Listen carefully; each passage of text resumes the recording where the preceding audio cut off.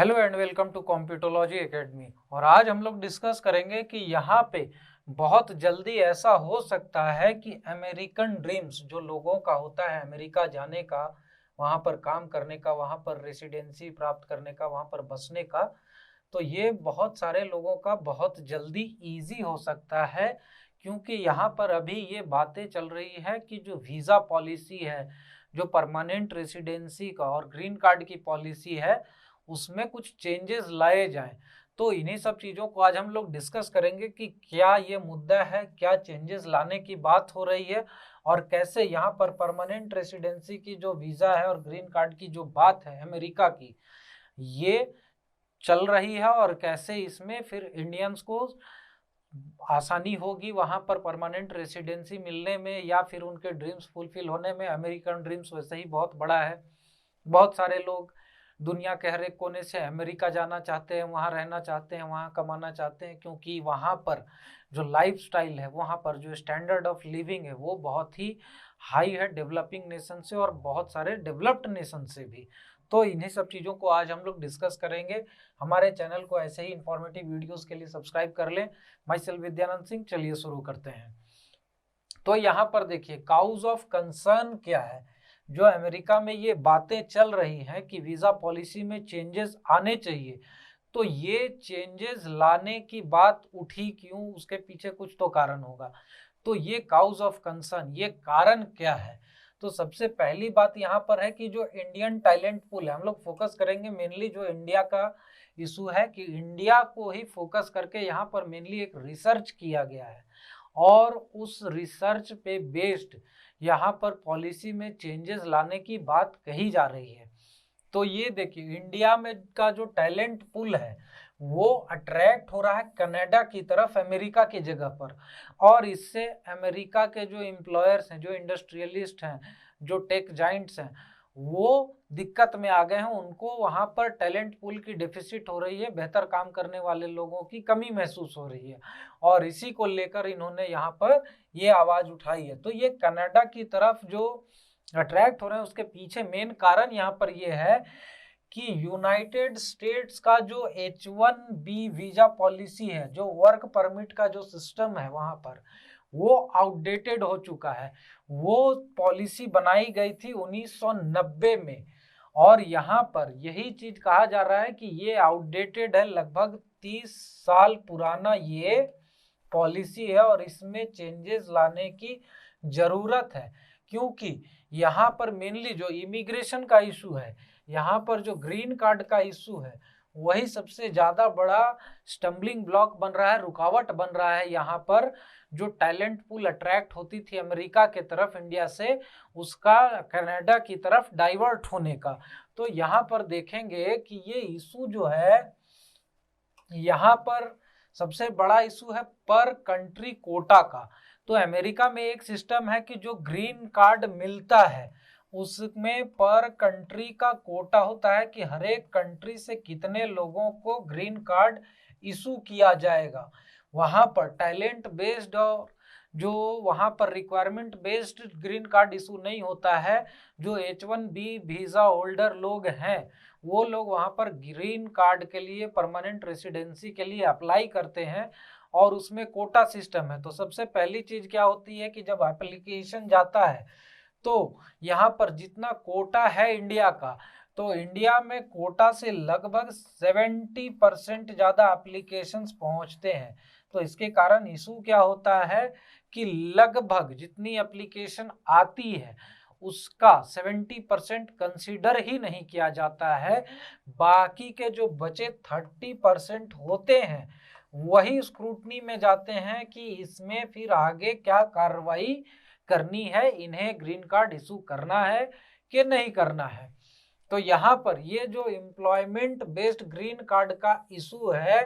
ये बहुत ज्यादा हैम्पर हो रहा है। क्योंकि लोग वहां पर बहुत दिनों तक काम करते हैं, बहुत दिनों तक रहते हैं, उसके बाद भी उनके साथ इशू ये होता है कि उन्हें ग्रीन कार्ड नहीं मिल पाता है। टाइम एंड अगेन उनके साथ वही होता है कि उनका जो H1B वीजा है, यही रिन्यू होता रहता है, इसी में इनका टेन्योर बढ़ाया जाता रहता है, ना कि उन्हें ग्रीन कार्ड और परमानेंट रेसिडेंसी मिल पाती है। और इसी के कारण यहाँ पर बहुत सारे जो लोग हैं वो कनाडा की तरफ डाइवर्ट हो रहे हैं, क्योंकि यहाँ पर इजी है ये चीज कोऑपरेटिव्स के लिए कंपैरेटिवली, कि वो लोग अट्रैक्ट कर पाए, क्योंकि कनाडा ने गवर्नमेंट ने जो है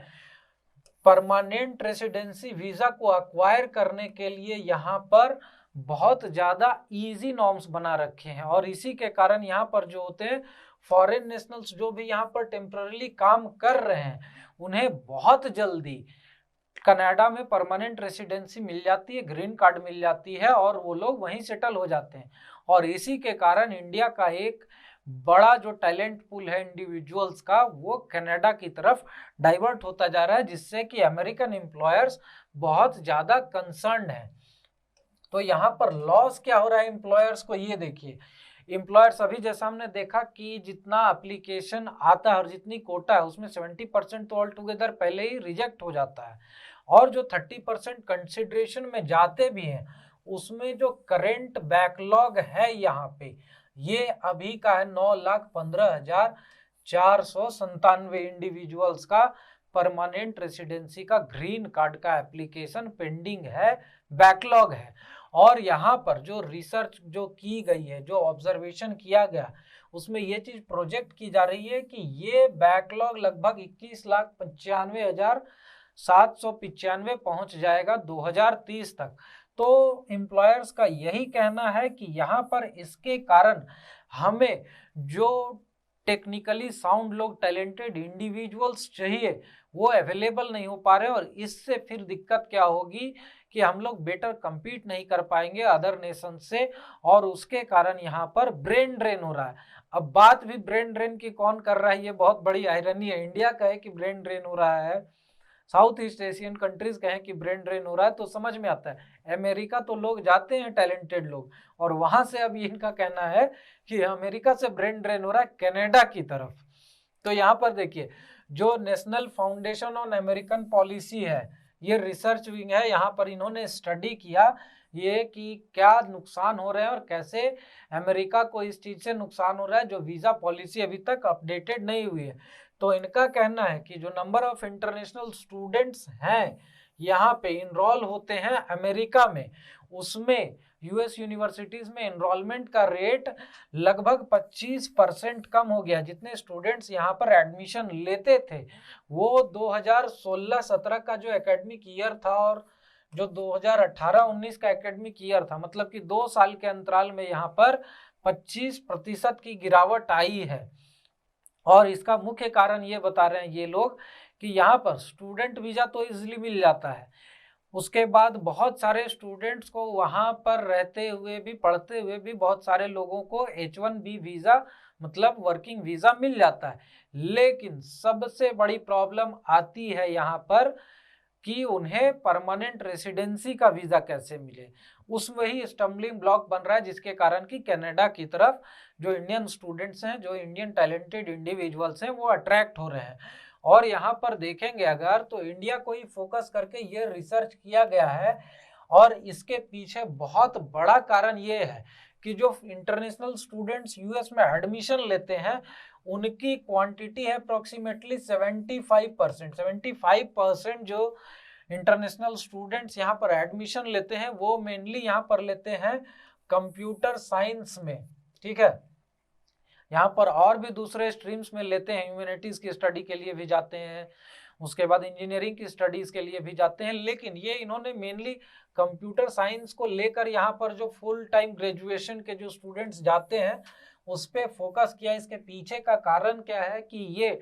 जो आईटी बूम है उसके बाद से ये लोग स्टडी किया है इन्होंने कि क्या सिचुएशन हुई है, क्योंकि जो इनकी इमिग्रेशन पॉलिसी थी 1990 की वो आईटी बूम के पहले आई थी, और इसके कारण यहाँ पर इनका कहना है कि जब से आईटी बूम आया है उसके बाद से यहाँ पर जो सिचुएशन है धीरे धीरे बदली है। पहले इंजीनियरिंग के स्टूडेंट्स ज़्यादा उतने नहीं जाते थे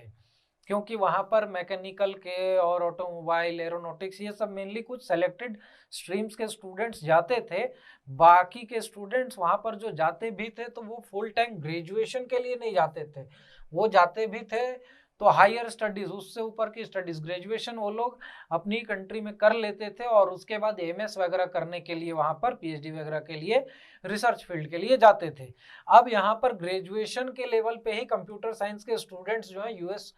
यूनिवर्सिटीज में एडमिशन लेना इन्होंने चालू किया, जो कि रिप्रेजेंट करता है लगभग 75% ऑफ फॉरेन स्टूडेंट्स का। और उसमें भी इंडिया को फोकस में रखने का एक मेजर कारण ये था कि यहाँ पर देखें कि 2/3 जो उसमें से भी हैं 75% में से वो इंडियन नेशनल्स हैं, वो इंडिया के स्टूडेंट्स हैं जो वहाँ पर ग्रेजुएशन करने जाते हैं कंप्यूटर साइंस में।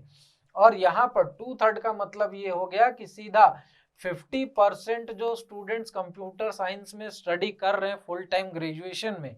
वो इंडियंस हैं। और यहाँ पर अगर इन्हें वर्क परमिट की वीजा में, H1B वीजा में प्रॉब्लम आती है, उसके बाद ग्रीन कार्ड की मिलने में प्रॉब्लम आती है, तो ऑब्वियसली ये दूसरा एवेन्यू चूज करेंगे। और यहाँ पर सिचुएशन यही हो रही है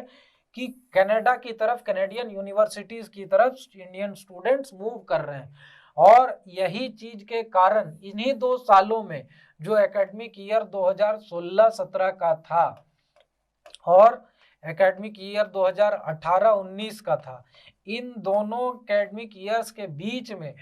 यहाँ पर जो कैनेडियन यूनिवर्सिटी ने एडमिशंस में जो जंप देखा है वो 127% का है, मतलब कि डबल से भी ज्यादा वहां पर एडमिशंस हुए हैं और उसमें भी मैक्सिमम इंडियन स्टूडेंट्स हैं। तो ये चीज को लेकर यहाँ पर जो इनरोलमेंट देख रहे हैं कि इंडियन स्टूडेंट्स का यहाँ पर जंप हो रहा है, कैनेडियन यूनिवर्सिटीज की तरफ इंक्रीज कर रहा है इनका movement rather than American universities की तरफ। तो इसके कारण यहाँ पर जो टेक जाइंट्स हैं, जो आईटी सेक्टर के जो एम्प्लॉयर्स हैं, वो बहुत ज़्यादा कंसर्न है कि अमेरिका से ब्रेन ड्रेन हो रहा है। अगर टैलेंटेड पूल हमें नहीं मिलेगा तो इसके कारण फिर दूसरे कंट्रीज जैसे कि कनाडा हो गया वो लीड कर जाएगा और यहाँ पर एट द लॉस रहेंगी जो अमेरिकन कंपनीज है वो। और इसी के कारण ये लोग यहाँ पर कह रहे हैं कि इसे हमें रिव्यू करना बहुत जरूरी है, क्योंकि ये लास्ट 30 ईयर्स से जो पॉलिसी है इमिग्रेशन की अमेरिका की, उसे रिव्यू नहीं किया गया है, वो अनचेंज्ड ही रहा है, उसमें कोई बदलाव नहीं हुआ है। और इनका ये कहना है कि ये फॉर्मुलेट हुआ था आईटी सेक्टर के बूम के पहले, और आईटी सेक्टर के बूम के बाद से विद इन 30 ईयर्स यहाँ पर बहुत सारी चीजें वर्ल्ड वाइड बदल चुकी हैं, रिक्वायरमेंट्स बदल चुके हैं, टाइप ऑफ वर्किंग बदल चुकी है, लोगों की लाइफस्टाइल बदल चुकी है, लोगों के प्रेफरेंसेस बदल चुके हैं। ऐसे में वही पॉलिसी जो आज से 30 साल पहले थी इमिग्रेशन की, उस पर अगर हम लोग कंटिन्यू करते हैं तो यहाँ पर लॉस होता रहेगा अमेरिका को ही और अमेरिकन एम्प्लॉयर्स को। और इनका कहना है कि अगर अमेरिकन एम्प्लॉयर्स को लॉस होता रहेगा, वो लोग वहां पर ज्यादा रेवेन्यू नहीं जनरेट कर पाएंगे, तो अल्टीमेटली यहाँ पर America as a country as a whole पूरा लॉस मेकिंग सिचुएशन में जाएगी और पूरे देश को ही इससे नुकसान होगा। और यही चीज इन्होंने कहा कि कनाडा ने सिचुएशन को देखते हुए टाइम एंड अगेन अपनी इमिग्रेशन पॉलिसी को अपडेट किया और उसी के कारण यहाँ पर जो इंडियन टैलेंटेड पूल है अमेरिका से कनाडा की तरफ शिफ्ट होते जा रही है, मूवमेंट का उनका फ्लो चेंज होता जा रहा है। उनका कहना है कि कनाडा ने इस चीज को बहुत ही इजी कर दिया है अपने पॉलिसीज के थ्रू कि जो कनाडा के जो भी एम्प्लॉयर्स हैं वो आसानी से अट्रैक्ट कर सके यहाँ पर जो टैलेंटेड इंडिविजुअल्स हैं और उन्हें रिटेन भी कर सकें। यानी कि अमेरिका में सबसे पहली इशू क्या होती थी कि अट्रैक्ट तो होते थे लेकिन वहां पर रिटेंशन का इशू आता था, और रिटेंशन का इशू इसलिए आता था क्योंकि वहां पर ग्रीन कार्ड का, परमानेंट रेसिडेंसी का इशू सबसे बड़ा मुद्दा था। और वही चीज यहाँ पर कनाडा ने इजी कर दी है, इसीलिए जो टैलेंटेड इंडिविजुअल्स हैं उनको एम्प्लॉयर्स रिटेन करने में, क्योंकि उनको पता है कि अब यहाँ पर हमें ग्रीन कार्ड मिल गया, हमें एक सेटल्ड लाइफ जीने की अपनी जो तमन्ना है वो पूरा कर सकते हैं, जो कि अमेरिका में पॉसिबल नहीं हो पा रहा था ग्रीन कार्ड के इशू के कारण। क्योंकि यहाँ पर बहुत सारे लोग लंबे समय तक H1B वीजा पे तो काम करते रहते हैं, लेकिन उन्हें ये अनसर्टिनिटी रहती है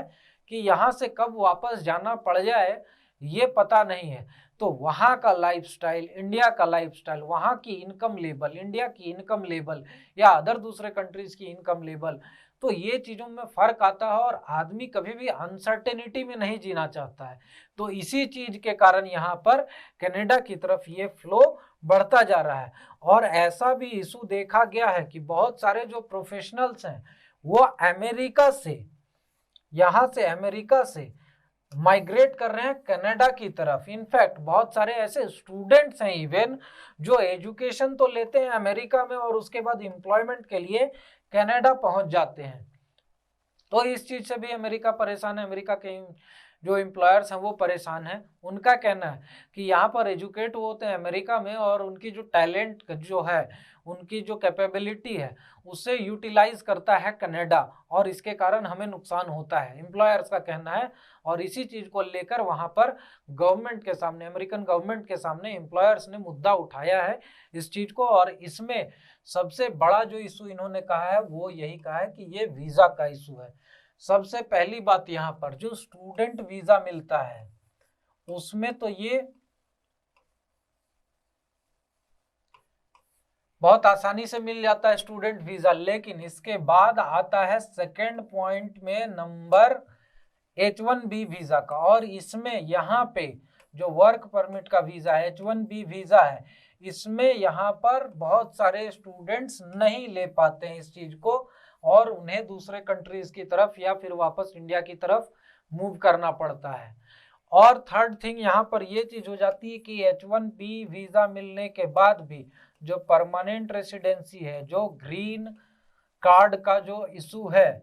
उसमें और भी ज्यादा इशू आती है क्योंकि यहाँ पर लगभग यहाँ से 70% लोग नहीं इस चीज को हार्नेस कर पाते हैं। जो जिन एप्लीकेशन आती है उसमें से सिर्फ 30% लोग ही यहाँ पर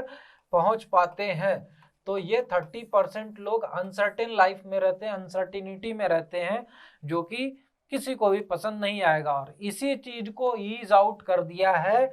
कनाडा ने और इसीलिए कनाडा जो है सो प्रेफर्ड डेस्टिनेशन हो गया है जो भी टैलेंटेड इंडिविजुअल्स हैं उनके लिए। और इसी चीज को यहाँ पर स्ट्रीमलाइन करने की बात कह रहे हैं जो भी एम्प्लॉयर्स हैं या फिर जो नेशनल फाउंडेशन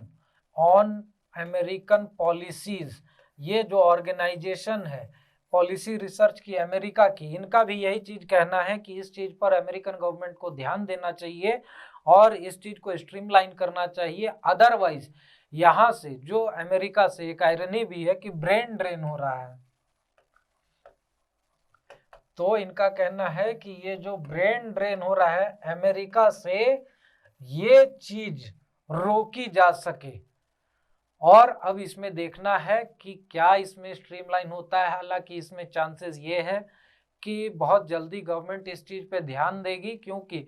कहीं पे भी किसी भी कंट्री में जो पॉलिसीज होती है वो बिजनेस को वहाँ के इकोनॉमिक एक्टिविटीज को देखकर उसके हिसाब से टाइम टू टाइम उसमें बदलाव किया जाता है, चेंजेस लाए जाते हैं, स्ट्रीमलाइन किया जाता है। और यहाँ पर अभी रिसेंट टाइम्स में जो देखा गया है कि आईटी सेक्टर किसी भी कंट्री के लिए जो इनकम जनरेट करता है वो मैन्युफैक्चरिंग सेक्टर उतना ज़्यादा नहीं कर पाता है। चाहे वो इंडिया का केस हो, चाहे वो अमेरिका का केस हो, किसी भी कंट्री के साथ ये चीज़ें हो रही हैं। और इसीलिए यहाँ पर ये समझा जा सकता है कि आईटी सेक्टर के जो प्रोफेशनल्स हैं उनका